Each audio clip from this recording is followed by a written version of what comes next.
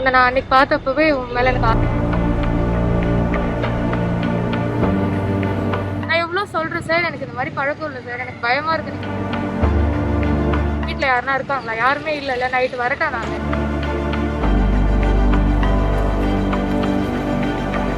நீ என்ன இன்னும் எனக்கு பதில் சொல்லலன்னு கேட்டுட்டே. ஆவடி கிரைம் ஸ்டேஷன்ல வந்து வண்டி காணும்னு ஒரு மாசத்துக்கு முன்னாடி கம்ப்ளைண்ட் கொடுத்தேன். இப்போ நேற்று மறுபடியும் ஃபோன் பண்ணாங்க, காலையில் ஃபோன் பண்ணாங்க, வண்டி கிடச்சிருச்சு, வந்து வண்டி வாங்கிட்டு போயிடுங்க, எல்லா ப்ரூஃபும் எடுத்துட்டு வந்து அப்படின்னு சொல்லி. நான் ஸ்டேஷனுக்கு வந்துட்டேன். 2 மணிக்கு வர சொன்னாங்க, நான் 1 மணிக்கே வந்துட்டேன்.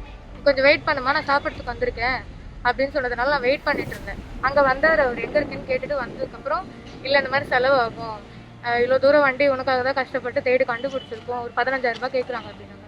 என்னால் அவ்வளோலாம் முடியாது சார் அப்படின்னு சொன்னதுக்கு பேசி 5,000 ரூபா கொண்டு வந்துட்டாங்க.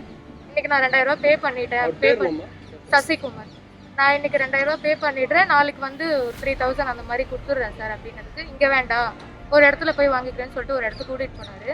அங்கே 2,000 ரூபா கொடுத்துட்டேன். அதுக்கப்புறம் சரிங்க சார் நான் வண்டி வாங்கிக்கிறேன்னு சொல்லும்போது, ஒரு நிமிஷம் நில்லு, நான் உங்ககிட்ட கொஞ்சம் பேசணும், எதனா சொன்னால் தப்பாக நினச்சிக்க மாட்டேன். இல்லை சார் பரவாயில்ல, இவ்வளோ ஹெல்ப் பண்ணியிருக்கீங்க, சொல்லுங்கள் சார். இந்த மாதிரி உன்னை நான் அன்றைக்கி பார்த்தப்பவே உன் மேலே எனக்கு ஆசை வந்துடுச்சு, ஆசையாக இருக்குது, நான் எனக்கு கால் பண்ணுறியா எப்படி சொல்லு அப்படின்னாரு.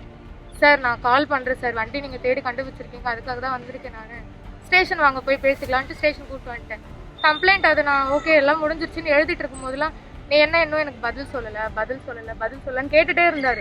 அதுக்கப்புறம் வண்டி ஸ்டார்ட் பண்ணும்போது ஓகே நான் கிளம்பிட்டேன் அப்படின்னும் போது வண்டி நிறுத்திட்டு, இப்போ என்ன சொல்கிற, எனக்கு அங்கே ரூம் ஃப்ரீயாக இருக்குது போகலாமா, ஏன் இவ்வளோ தயங்குற, பயப்படாது, நான் எவ்வளோ சொல்கிறேன் சார், எனக்கு இந்த மாதிரி பழக்கம் இல்லை சார், எனக்கு பயமாக இருக்குது, நீங்கள் பேசுகிற ஏன் பயப்படுற, வீட்டில் யாருனா இருக்காங்களா? யாருமே இல்லைல்ல. நைட்டு வரட்டா இல்லை ரூம் இருக்காங்க போகலாமா அப்படின்னு. சார் எனக்கு பழக்கம் இல்லை சார். சரி எதுவுமே வேண்டாம், இங்கே வண்டியில் நான் அங்கே போய் நில்லு, நான் ஒரு இடத்துக்கு வரேன், ஒரு போயிடு நீ, அதுக்கப்புறம் வேணா உனக்கு இஷ்டம் இருந்தால் நீ ஃபோன் பண்ண நம்ம பேசலாம் அப்படின்னு சொல்லிட்டே இருந்தாரு.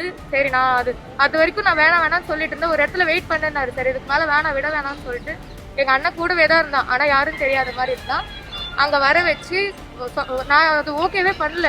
இருந்தாலுமே அவர் ஃபோன் பண்ணி என்கிட்ட ரெக்கார்ட் இருக்கு, ஃபோன் பண்ணி நான் ரூம் புக் பண்ணிட்டேன், நான் இங்கே தான் அங்கே வந்துடு அப்படின்னு சொல்லிட்டேன். சரி நானும் அவருக்கு ஏற்ற மாதிரி பேசி வந்துட்டேன். எல்லாமே குடிச்சிட்டாங்க, அண்ணன் எல்லாம் பின்னாடி வந்து எல்லாம் குடிச்சு இப்போ கம்ப்ளைண்ட் கொடுக்கறதுக்கு போயிட்டு இருக்கேன். யார் பேசுறதுமா? அவர் பேர் என்ன? அவர் என்ன? சசிகுமார், இங்க கிரைம் ஸ்டேஷன்ல பிசிஆ இருக்காருன்னு சொல்றாங்க. சார் அதுவும் இல்லாம இது வந்து இங்க இப்பதான் நடக்கிற மாதிரி தெரியல பிரதர். இங்க வந்து ஜிப்சி நின்றுருக்கு, பெட்ரோல் ஜிப்சி நின்றுருக்கு, அதை தாண்டி தான் பாப்பா போயிருக்கு. ஆனா எந்த ஒரு காவல்துறையுமோ அவர் கூட்டு வர பிசி ஒரு அச்சன்றதே இல்லை, அதை கிராஸ் பண்ணி தான் போயிருக்காரு. அதே மாதிரி இந்த ஹோட்டல்ல ரெகுலரா நடக்கிற மாதிரி எங்களுக்கு ஒரு சந்தேகம் இருக்கு.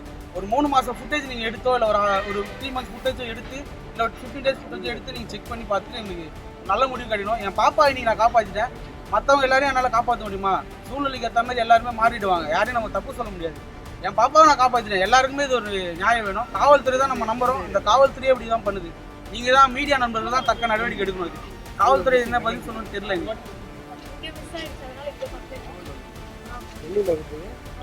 பேசும்போது மேல இருந்து பேசுவாங்க. இல்ல 15 அன்னைக்கு இங்க வண்டி விட்டோம்.